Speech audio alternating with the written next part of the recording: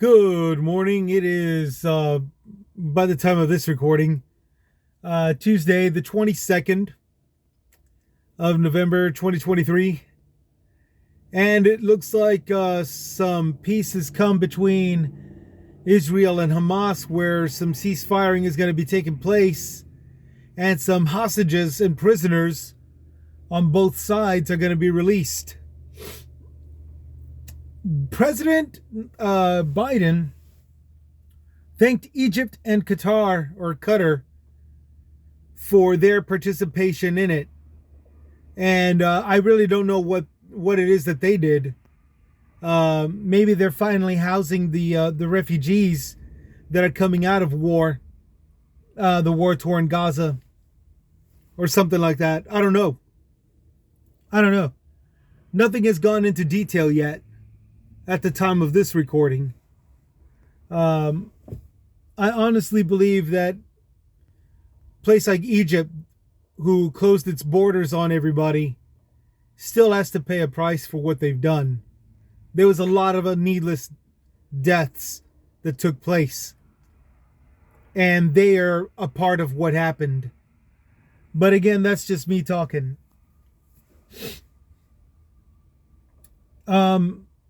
So yeah, big props go to the leaders right now for doing what they should have done right at the beginning. They should have released hostages. They should have released prisoners. They should have done the exchange, and then they could go back to killing each other. Excuse me. I'm sorry, it's early and I haven't had my nap yet. But here's the thing. Here's another thing I should say. Everybody's going to be claiming Israel is an oppression and an occupation and all this other stuff with American artillery. But the key word is everyone. Hezbollah, which is not Hamas, it's a hate organization out of Lebanon, has joined the fight to killing the Jews. Hezbollah, Hamas, and I'm pretty sure if in due time Al-Qaeda might actually make their way into taking a couple of shots, the Taliban might take their way into taking a couple of shots at Israel. Even ISIS, despite the fact that everybody's saying, well, ISIS has destroyed its own damn self. Well, not really, because ISIS was around before we even knew what ISIS was. Remember, Hillary Clinton struck a deal with them to try to fight Al-Qaeda. Okay? And all it did was just make them stronger and more anti-American. So it kind of backfired on America. So ISIS was around. ISIS wasn't formed by Hillary. ISIS was around before Hillary Clinton. ISIS is around. It's safe to say that ISIS is around after Clinton, after Trump, after, even right now with Biden. And I'm pretty sure they're gonna be around even after Biden gets out of office. So you got all these hate organizations, and all their rhetoric and all this good stuff, talking about how Israel is an occupation and Israel is this and Israel is that and Israel is that, and blah, blah, blah, blah, blah. And then you've got all the citizens who have chosen a side despite the fact that they didn't, but they got no problem telling you the rhetoric or propaganda that they've been taught and that they're choosing to follow and believe. Okay, look, America isn't really anybody to judge. We still have KKK. We still have cliques, gangs, organized crime families. We still got that here. So we're really not anybody to judge. But at the same time, as cool as it is in the movies, we don't really have the law all the way up to the presidency backing up them. I mean, we did with Trump and his bullshit, cruelty to migrants and, and all this other crap, and deporting other people, and yet at the same time not doing anything for like the black communities where the gangs were still able to operate. um and that's okay in his eyes because, well, they're blacks. And I know that nothing like that has he never actually said that, but given what he has said about other black countries, you kind of, it kind of gives me a little bit of leeway into saying this. So Trump is about the closest thing as we had as a president, an official president, representative of the country, in charge of the country, backing up hate organizations, or just stepping out of the way, which is really what's going on in Lebanon, which is really what's going on in Palestine, which is really went on in Gaza, which is really what's going on in Egypt, which is going on in Qatar. I'm going to say Qatar because every time I look at that word in my mind, it says Qatar, not Qatar. That's just the most idiotic whatever. And even ISIS out of Iran, and whatever else coming out of Al Qaeda out of Iraq, and all this other stuff. All the political figures, all the way down to law enforcement, they have military all the way down to local arson. Arsenal, rather. Arson. Down to a local arsenal, sorry. To take on any hate organization in their own country. Okay? But they don't. And the hate organizations in their country are not carrying one AR-15 and, and a couple of handguns, and a Remington 770 millimeter rifle. The hate organizations over in the Middle East are carrying RPGs and bazookas and all sorts of combative military. They've got tanks and stuff. Here in the U.S., we're not anybody to judge about knocking out your hate organizations, but we do've got them down to a simmer. I mean, the most that they're doing is taking wild shots, solo, lone wolf styled shots in elementary schools and parades and certain buildings, mostly schools for some stupid reason. And they leave a manifest destiny talking about, rambling a bunch of crazy stuff, so that way all the people of hate could say, oh, he wasn't one of us, he was crazy. Which is just downright stupid, A person of hate is a person of hate, plain and simple. And that act of hate, regardless of the targets, is backing up the organizations of hate. But that's what it's come down to here in the U.S. You're not going to see a big march. You're not going to see of Ku Klux Klan members not armed. That most, you got them with tiki torches. And you're certainly not going to see them scaring neighborhoods and all this good stuff into submission like the way they do over in the Middle East. So as far as everybody out there, and you're like, is there a point to this? Yes, there is. As far as everybody out there saying, well, America is just as bad as Israel, Israel is an occupation with American artillery, so America is just as evil and all them, and they shouldn't be doing that. Well, they're not really anybody to talk. From Lebanon to Iran to Iraq to I walked to I jogged to Saudi Arabia to Egypt, to Qatar. Nobody is there to talk. You know what? Get rid of your hate organization first, or at least simmer it down to where you got some disgruntled bullshit bitch blowing up his car in front of a building. You know, knock out your problem first before you start talking crap to us. We've got our own problems, and we're backing up Israel, yeah, but Israel is an ally. And Israel is the one country that's standing up to every single anti-Jew, capitalist, country in the Middle East. Israel is that staging point.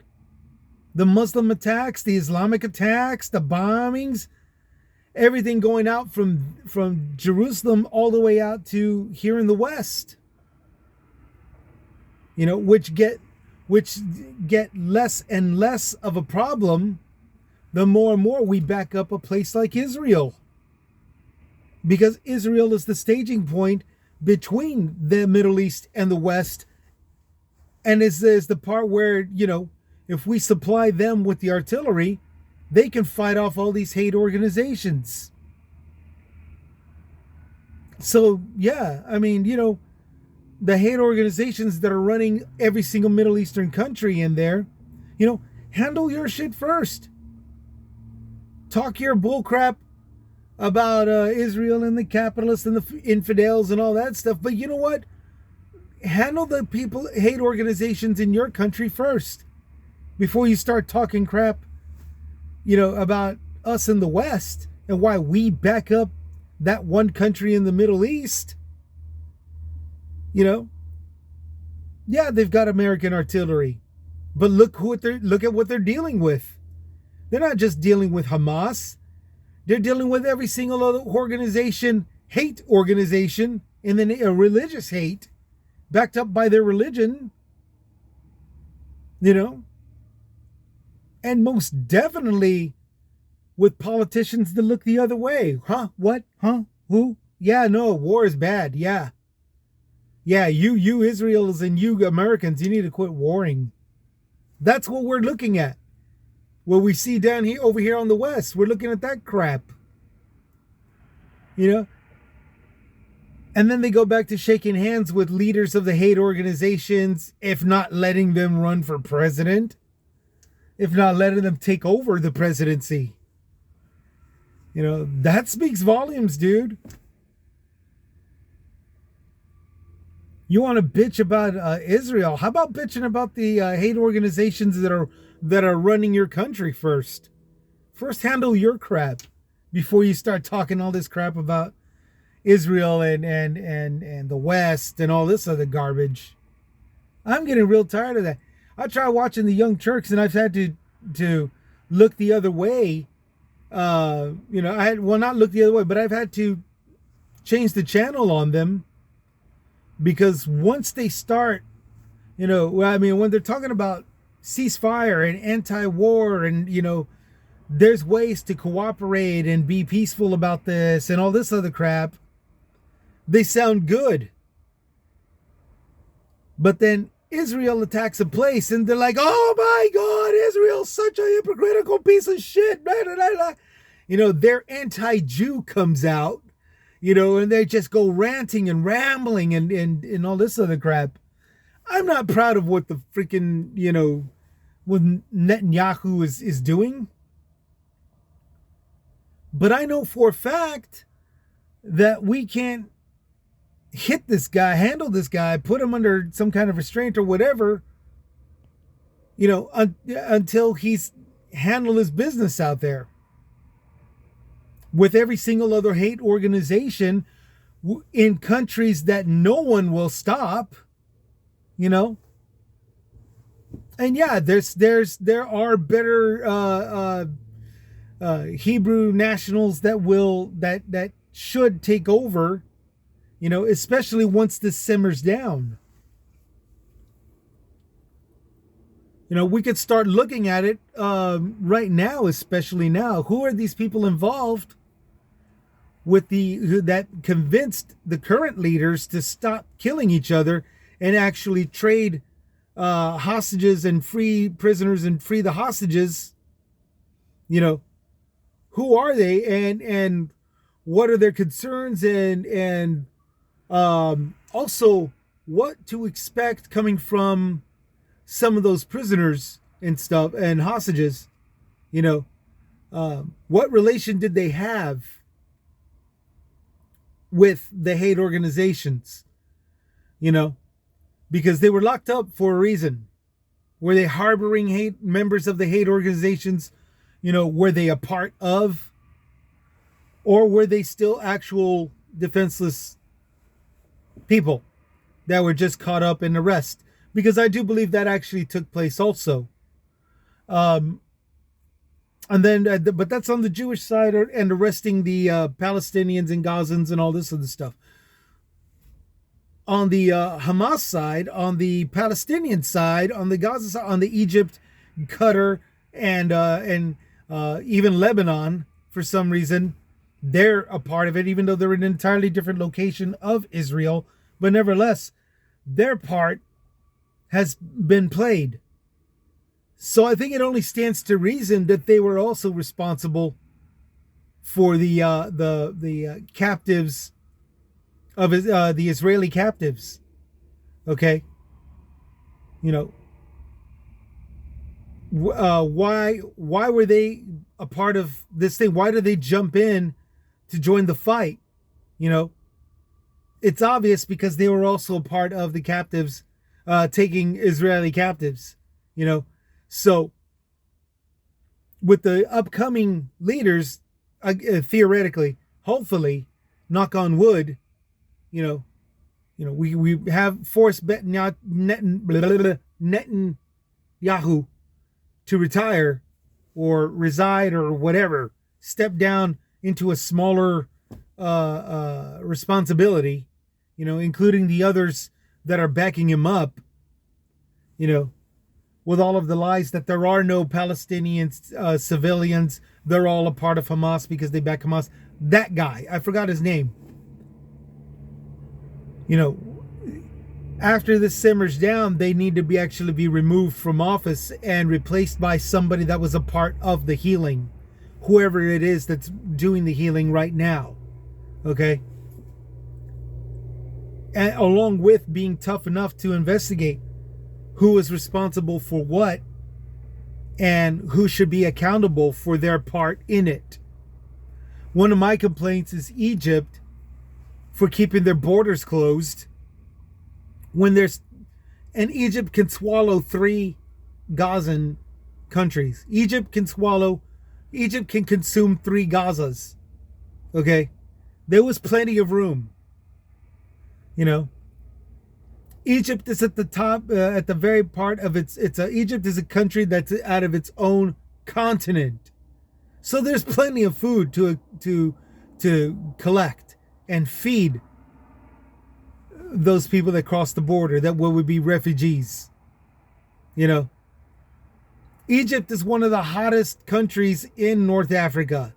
So you know they know how to pitch tents and provide shelter, shade for facilities for the refugees. You know, they didn't do any of that crap. They just kept the borders closed and said, well, where's the humanitarian aid? Only 20 trucks. Well, okay, that's all that we can provide. Bullcrap. I still to this day call bullshit on that accusation, on that claim that they can't do anything without humanitarian efforts. I call bullcrap. Here in America, we've got over 100,000. Here in Texas alone, we've got over 100,000 refugees. And yet we still got church organizations coming in, one SUV at a time, one minivan at a time, sometimes a truck, handing out foods every day, blankets, tents. You know, we've been doing that, and that's all without, like here in Texas, that's all without Texas Governor Greg Abbott's help. In fact, it's all with Texas Governor Greg Abbott's intrusions and interference and complications of facilitating migrants. Okay? And we're just Texas. We're just a little bit smaller than Egypt. So you know Egypt has never had an excuse to keeping their borders closed. Okay? Excuse me. But yeah, honestly, hold them accountable. Hold every country accountable for their part in all of the killings of the defenseless civilians of this war. Even Israel, even the leaders of Israel who were a part of the bombardments. And replace them with the ones currently that are the healers and the fixer-uppers right now. And I think that's a very good way to start. But we also have to make sure that they're tough enough to accept our artillery and shoot at and bomb and kill every single hate organization that tries this kind of punk ass shit stuff that has been done starting on October 7th and moments before that. Okay? When they hit a festival, a music festival, and raided neighborhoods, that's just BS. It was BS when Israel did it, when they were fighting the Hamas, trying to push them out of Palestine. And it's BS when the Hamas did it to Israelites after attacking a music festival. It's just BS. And everybody's like, yeah, but what about this? Yeah, what about that? Yeah, what about nothing? I'm talking about now. You're talking about people have been, and I'm referring to the comment section of my posts. You're talking about 75 years of this and 80 years of that and 100 years of this, all the way up to biblical times of that. Well, I'm talking about this situation right here, where people were attacked, women were sexually attacked and mutilated at the same time that they were being trespassed against. They were being raped. Okay? While they were being violated, there were body parts being chopped off. While they're still alive and being mutilated. They would be mutilated and violated at the same time. That's what occurred here concerning this particular conflict starting October 7th, 2023 up to now. So yeah, there's stuff where like, well, the Israelites isn't any different. Maybe so. But we're talking about now. And things are being handled right now.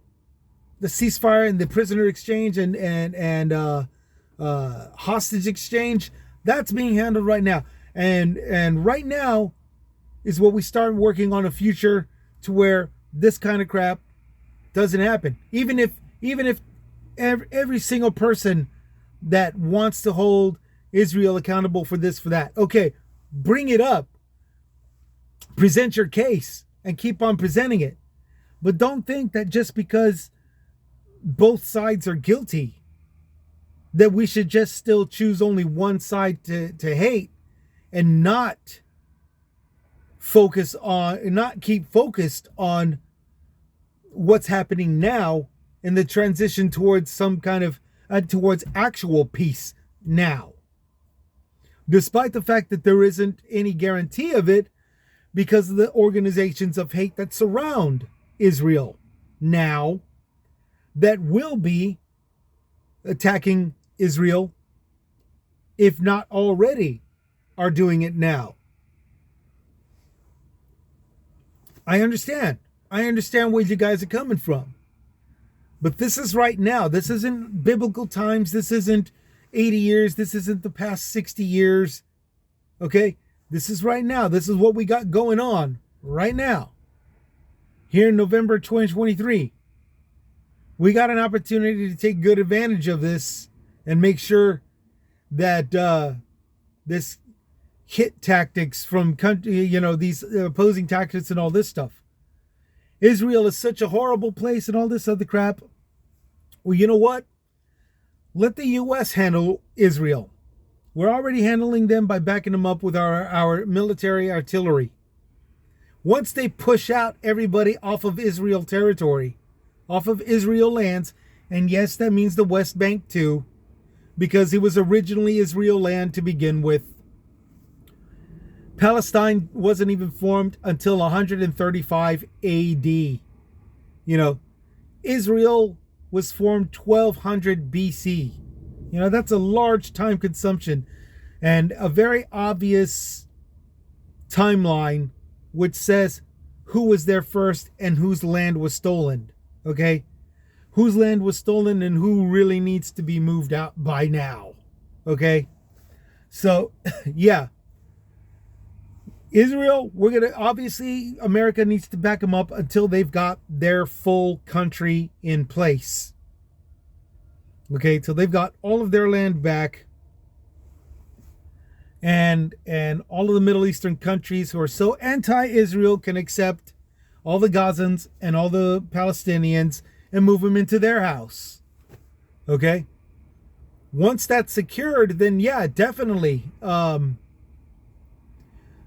work on removal of these power hungry Israelites and the people that are making up excuses to bomb and shoot and kill defenseless civilians who they claim are backing up Hamas and all this other crap.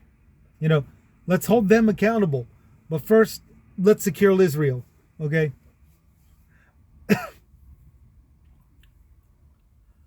Yeah.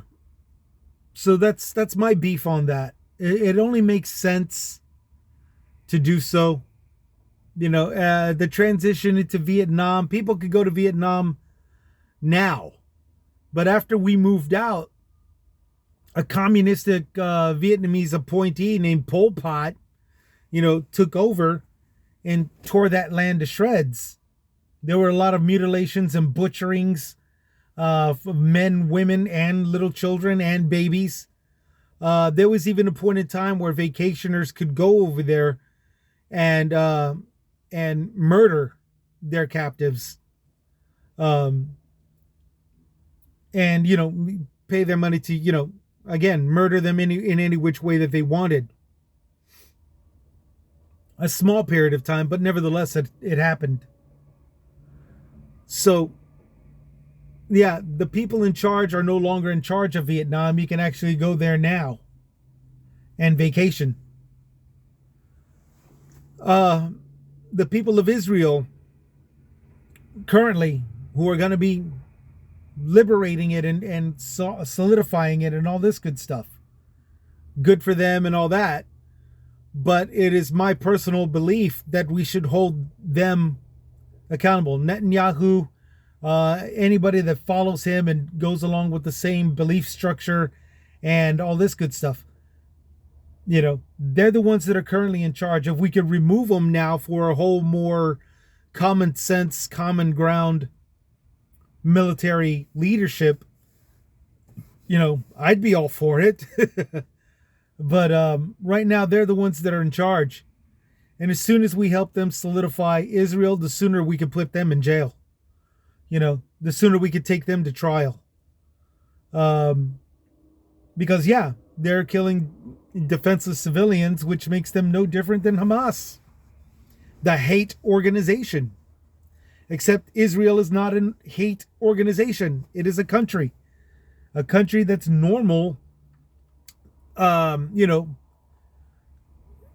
Poverty, rich people, middle class, all this good stuff. They're an average capitalist country, no different than us in the West. Or at least they need to be. They need to be an average, ordinary company like those of us here in the West. No differently than here in the West. And right now, I don't know. That would be my next question. I've been asking, why aren't we holding Egypt accountable for the part in Israel-Hamas? Right now, they've done this thing where they work together, a ceasefire to prisoner exchange. I don't think that should lead to total forgiveness, but it is a good mark on their standings. My next question is, can we exchange the leaders of Israel for more common sense, common ground leaders now that the prisoner exchange is done and a full-on, toe-to-toe fight with the hate organizations and Israel leaders is about to take place. It's going to take place again after the exchanges are done. Obviously, one can only hope anyway. This is a complaint that all of us have been saying. Free the hostages, duke it out, kill each other all you want, but first free those hostages. Release those prisoners. Give them back. Give them back to their people. Give those people back to their countries. And then if you want, kill each other. Fight. Duke it out. Put it on pay-per-view or something. I don't know. We do it with the UFC. We do it with MMA.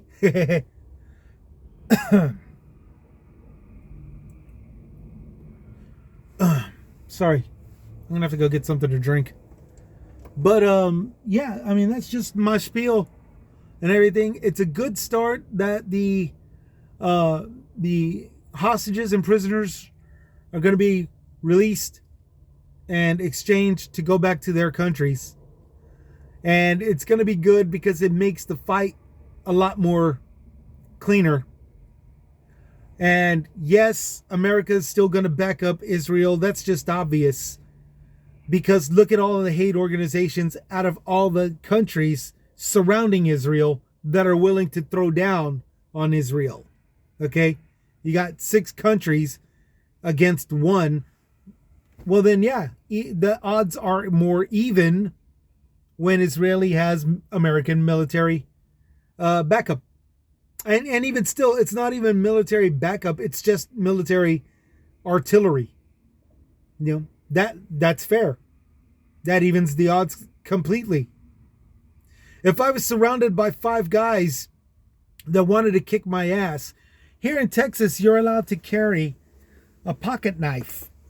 No larger than the blade being no larger than 4 inches. Okay? If I was surrounded by 5 guys that wanted to kill me or kick my ass or whatever, I'd pull out my pocket knife. Why? Because it's fair. 5 against 1. And even if they had pocket knives, that's fine. So long as I got the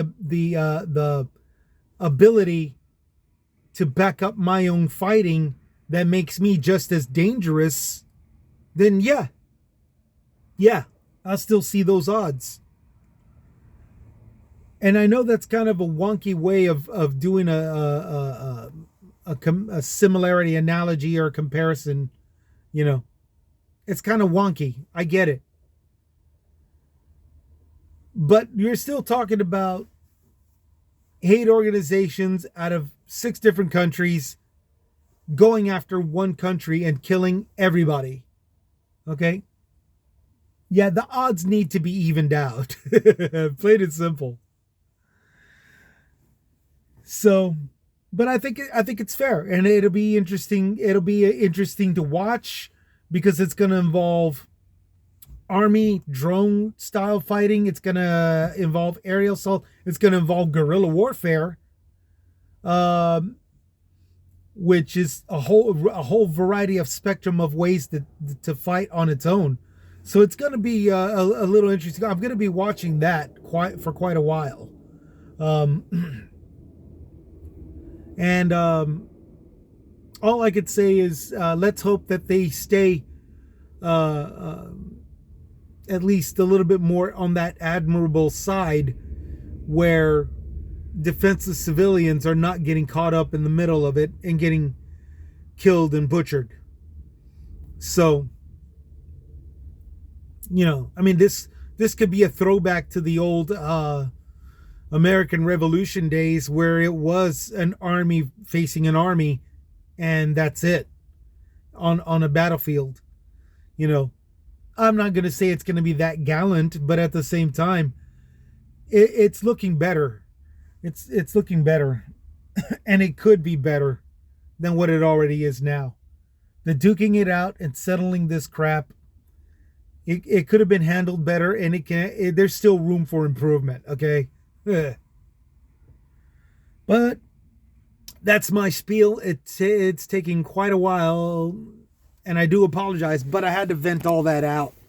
I had to let all that out, and I'm gonna be quite curious to see y'all's comments. Oh boy, oh boy. Look, guys, just understand, it's just a comment. I'm just venting. I don't really have any control over anybody, nor do I have any control over any say-so of the outcomes. Okay? I'm a delivery guy that's delivering groceries, you know, for a living. That's it. I'm just a driver. I work and I pay bills and I struggle to budget no differently than any of you out here in America. I'm just a regular, ordinary guy. So understand that that's the angle that I go with when I do these podcast broadcasts, when I do these segment broadcasts. Okay? It's common sense on common ground thinking, yeah, but it's mostly because of the fact that I am just a common man, just an ordinary guy. No control. I don't preach. I don't belong to a church, so I don't preach sermons. You know, I got this is about as much influence as it gets. Just a guy venting on the tube. Okay? Just a guy venting on the net. That's about it. So let's all be cool. Let's keep your comments cool. Okay? Just calm down. And we'll see you next time, all right? This is Chris with Chris's Comments, signing out.